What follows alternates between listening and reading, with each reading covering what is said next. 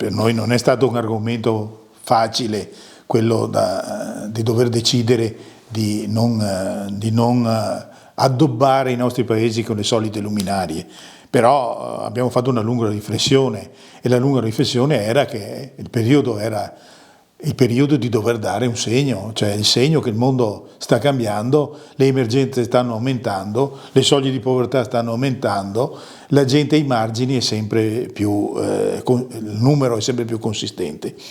E poi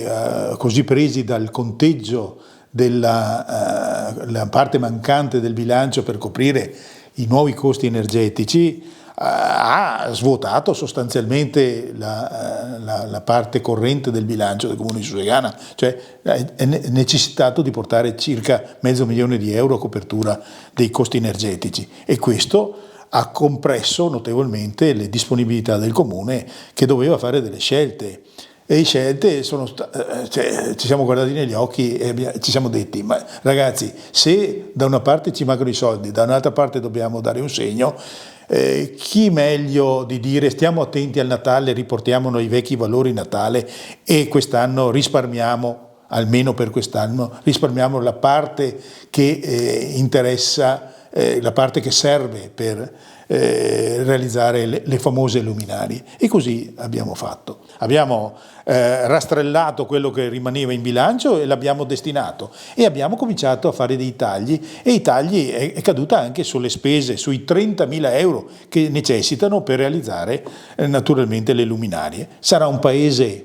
più spento, sarà un paese meno allegro, ma diciamo sarà un paese più cosciente ed un paese che ha realizzato una parte sociale aggiuntiva rispetto a quello che solitamente utilizzava, perché i €30.000 non è che siano stati accantonati per chissà che cosa, sono stati adoperati per correggere le spese delle scuole materne di questo comune, altrimenti incrementavano troppo le rette, sono stati adoperati per pagare delle spese aggiuntive delle vari gruppi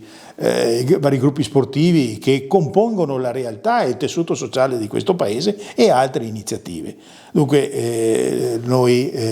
consci di questo diciamo